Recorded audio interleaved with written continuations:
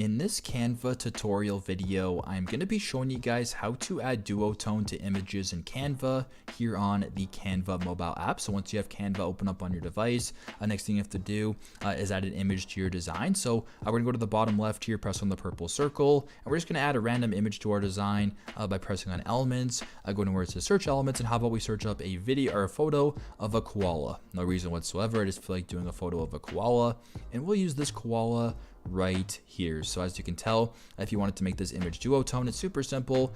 Press on the image right here. I'll go to where it says effects at the bottom, so right in between replace and filters, press on effects right here. I want you to use none of these different options. Where go to where it says effects beside tools, press on that option right there, slide this to the right and use this option right here that says duotone. Press on duotone right here, and there you go, a whole bunch of different options here. So if you want to do cherry, you can do cherry, fuchsia, pop, violet, and basically just play around with it that way. You can make it sea green, mustard, and basically just play around with it whatever way you want. But pretty much once that is done, exit out of there, and pretty much that is how you guys can add duotone to an image here in Canva on the Canva mobile app. I hope this video helped.